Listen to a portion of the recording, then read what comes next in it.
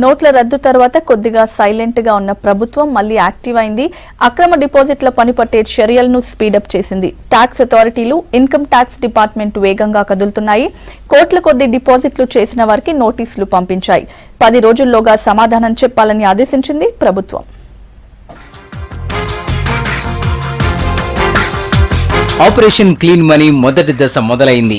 1500 రూపాయల నోట్ల రద్దు తర్వాత 18 లక్షల బ్యాంక్ అకౌంట్లలో దాదాపు 4,70,000 కోట్ల రూపాయలు జమయ్యాయి.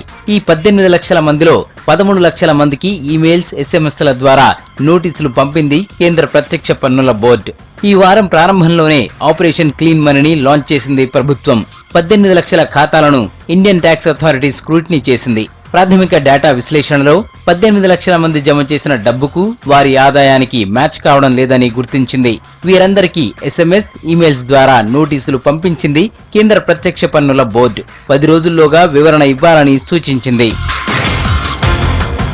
తమ దగ్గరున్న మొదటి దశ డేటా మొత్తాన్ని ఈ ఫిల్లింగ్ అకౌంట్ డొమైన్ లో పెట్టింది కేంద్ర రెవెన్యూ శాఖ. 2, 3, 4 దశల్లో మరింత డేటా బయటకొస్తుందంటున్నారు అధికారులు. తాము నోటీసులు పంపిన వారు 10 రోజుల్లో రిప్లై ఇస్తారని ఆశిస్తున్నట్టు చెప్పారు. ఇవ్వకపోతే పరిణామాలు వేరుగా ఉంటాయన్నారు. అదేంటో త్వరలోనే ప్రకటిస్తామని చెబుతున్నారు. నవంబర్ 8న 500, 1000 రూపాయల నోట్లు రద్దు ప్రకటన తర్వాత జరిగిన డిపాజిట్లను స్క్రూటినీ చేసింది ప్రభుత్వం. అనుమానంగా కనిపించిన లావాదేవీలను డేటాబేస్తో ఈ వెరిఫికేషన్ చేసింది ఐటీ శాఖ. సమాచారం సరిపోవాలని ఖాతాదారులకు కొన్ని ప్రశ్నలతో ఎస్ఎంఎస్, ఈమెయిల్స్ పంపించింది. जिसको कि आपने डिस्क्लोज नहीं किया है डिपार्टमेंट के पास और 6 साल से भी पुराना है, तो उस केस में हम 10 साल तक जा सकते हैं। लेकिन अगर हम सच में पाते हैं कि 1 करोड़ की, 5 करोड़ की प्रॉपर्टी है जो आज दिखाई नहीं गई है विभाग को, उसमें they should file zero tax कभी बिल्कुल क्वेश्चन टैक्स से नहीं है, क्वेश्चन आयकर विवरणी से।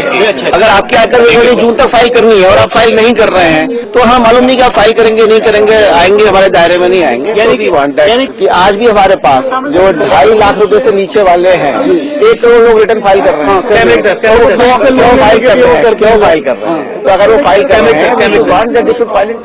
ఇక ఇన్కమ్ ట్యాక్స్ ఈ ఫిల్లింగ్ విండోలో పన్ను చెల్లింపుదారుల వివరాలను ఉంచింది ఐటీ శాఖ.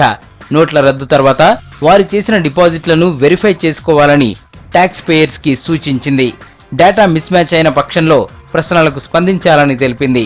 తమ వివరణను, డబ్బు ఎక్కడి నుంచి వచ్చిందనే వివరాలను వెబ్సైట్లోనే తెలపొచ్చని సూచించింది ఐటీ శాఖ.